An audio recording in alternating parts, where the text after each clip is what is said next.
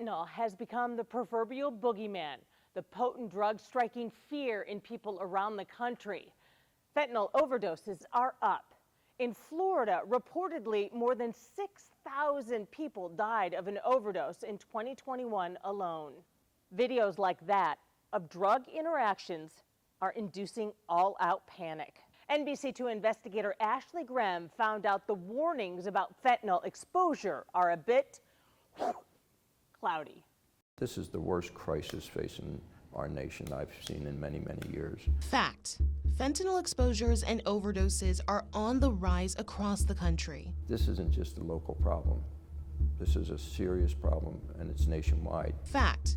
Fentanyl is incredibly powerful, even when used as a prescription drug. Is fentanyl dangerous? Yes. Is it 100 times more potent than morphine? Yes. Should it be out on the streets? No. Fact. First responders like police officers and paramedics can be exposed to fentanyl in the field. But how often is this really happening? Footage like this often goes viral. Law enforcement agencies will often say their officers experienced overdoses on the job caused by fentanyl. But doctors and researchers say sometimes what you're seeing is something completely different. This is a false worry, but it's causing real worries. And we're trying to dial those inaccurate worries down because everyone's got enough to worry about. Jeremiah Golka works at the SHIELD Training Initiative. They work with agencies around the country to help first responders learn what to do if they come across opioids like fentanyl on the job.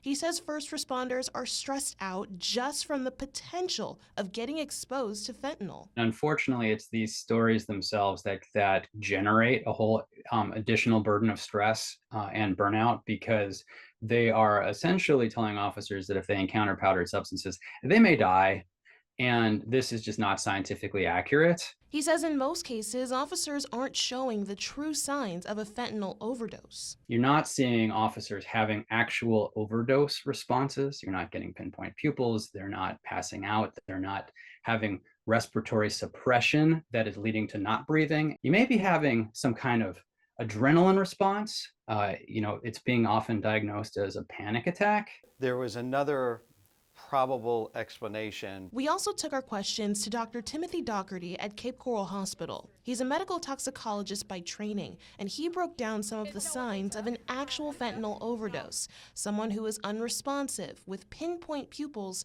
and not breathing.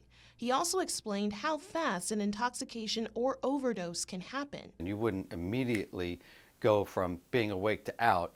You'd be a little bit sleepy, and then you'd kind of, it would kind of go. He also says fentanyl cannot be absorbed through the skin. Fentanyl is used on a daily basis in every emergency department and operating room in the country. Most of the time, fentanyl is used to lace other drugs, which if you don't know it's there, it could prove to be fatal. Let's say you come across someone and they are showing those signs of an opioid overdose. The best thing you can do is to try to step in and help. And experts say there's one way in particular that may be pretty small, but it can have a huge impact on that person's life. You do the important things. You call 911. You check to see if they're breathing. You position them to help with their breathing. You start CPR. And if you have Narcan nearby, use it right away. Narcan can restart their breathing and save someone's life. We have given out about close to 7,000 units of Narcan over the past 2 years, and it has saved several lives. That's Al Kinkle. He founded Kimmy's Recovery Zone here in Lee County after his daughter died from an overdose in 2015. The organization helps people recover from substance abuse in many different ways, and they also train people on how to use Narcan. What happens if someone is given a Narcan dose, let's say they're unconscious, but they weren't actually experiencing an overdose? What happens if someone uses Narcan on them? Nothing happens. It works for opioids.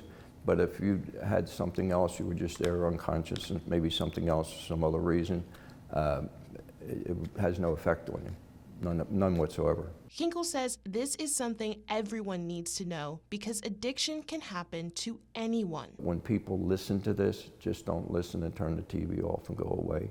Check your house out, check what your children are doing, check what your family's doing, because right in front of you could be somebody that's using and you would never know it for years.